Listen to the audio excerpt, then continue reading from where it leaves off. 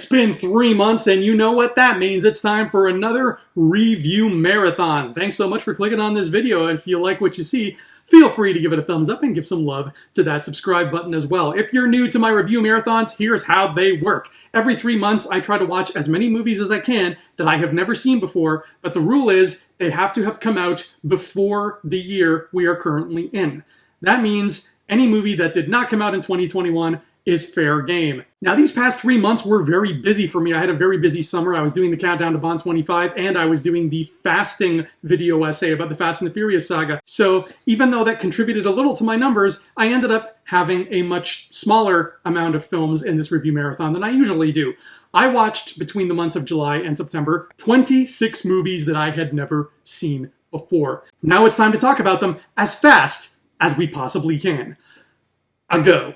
12 Angry Men. We kick off with what a lot of critics call one of the greatest movies ever made, and damn is it ever easy to see why. 12 Angry Men is straight up brilliant. This lit a fire in the furnace of my old theater acting days and made me want to perform something like this on stage. A terrific, timeless story that's flawlessly acted and superbly written. Chef kiss. Birdemic. If The Room is the Citizen Kane of bad movies, then I suppose Birdemic is the Wizard of Oz. It's everything you could want in a terrible motion picture. Hilariously bad acting, laughable editing, horrendous audio, and a musical number that needs to be heard to be believed. Birdemic deserves to be in a museum. Black Moon Rising. I stumbled upon this random 80s action flick where Tommy Lee Jones and Linda Hamilton team up to fight evil corporate villains and steal a super rocket car. I don't know what's more incredible, the fact that Black Moon Rising exists, or the fact that it spent all this time existing so quietly.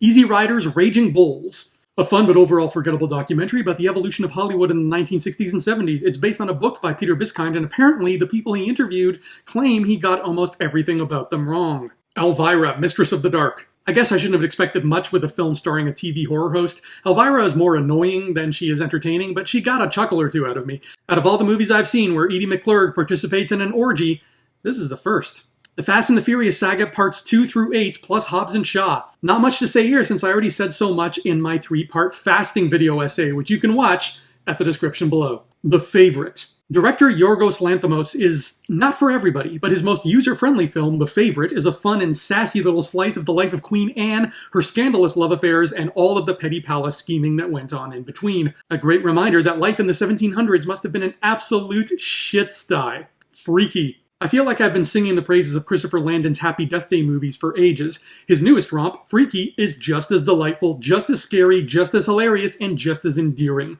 As far as I'm concerned, Chris Landon is the Pixar of horror. Lone Wolf and Cub, The Sword of Vengeance. Ultra-violent samurai flicks are always fun on paper, but Lone Wolf and Cub, which was one of the biggest inspirations for The Mandalorian, felt a bit too gratuitous. I had fun, but I think you can do better with a great concept like this. Modern Times. This holds the honorary distinction of being Charlie Chaplin's last appearance as his little tramp character, as well as the first time Chaplin's voice was ever heard on film. It's also a relentlessly funny and scathing look at the gig economy of the Great Depression, which was an awful lot like the gig economy of whatever depression we're living in now. The Naked City. A classic detective story filmed in a unique quasi-documentary style, The Naked City offers a rare look at post-war New York and boasts the even rarer feat of filming it all entirely on location. This is noir at some of its finest. News from Home. A left-of-center documentary by Belgian filmmaker Chantal Akerman. The whole thing is just Akerman reading letters her mother sends her from Brussels, set over top very long takes of New York City. There's a quiet charm to this, like you're watching someone else's old home movies. And seeing all this great candid footage of mid-70s New York is an absolute treat.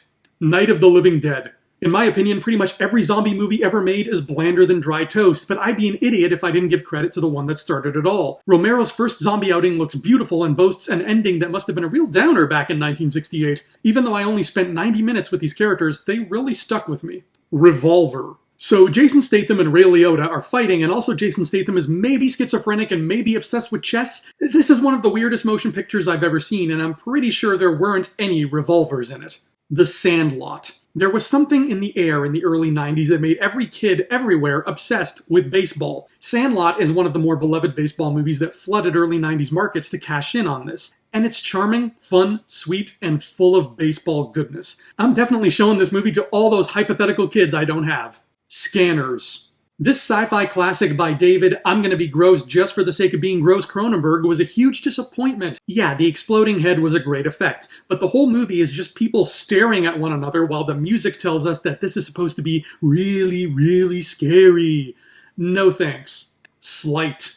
If movies have taught me anything, it's that I should never ever make friends with a drug dealer. Slight is one of those movies where the main character doesn't heed that advice and then, surprise, the drug dealer gets really mean and does awful things. Luckily, our hero knows how to do magic tricks and he basically turns into a superhero. I dig this. Warlock. Would it be sacrilege if I said this was my absolute favorite Richard E. Grant performance? This was a genuinely spooky, fun little flick, and I'm shocked that it never became a household Halloween classic. If you love horror, and you love the Halloween season, and you love fun, stop listening to me and watch Warlock. Who's That Knocking at My Door? Martin Scorsese's debut film is a mixed bag. Literally, he took two short films and combined them into one, and one of them is clearly much better than the other. I like what this movie's trying to say, but I'm really not in love with the way it chooses to say it. Who's That Knocking at My Door is the motion picture equivalent of a headache. Alright, there we go. We made it through another marathon. Was the Fast and Furious chunk a bit of a cop-out? Maybe, but hey, it's my channel. I will cop as many outs as I feel necessary. The next time we do another one of these, which will be in early January, you can rest assured that there will be many more movies in that marathon, because A, I don't have all the craziness of the summer impeding my path, and B, I'm already well on my way to seeing more new movies. Right now it's October. In October, I always try to devour as many new horror movies as I possibly can. So there will be tons in that next review marathon. In fact, I've checked out 5 new movies already, and it's only October 8th. In the meantime, hopefully you saw something here in this marathon that you liked and that you'll go and check out for yourself, because it makes me so happy to share these outstanding hidden gems, at least some of them are hidden gems, with the rest of you. Until next time, thanks for watching. Adios.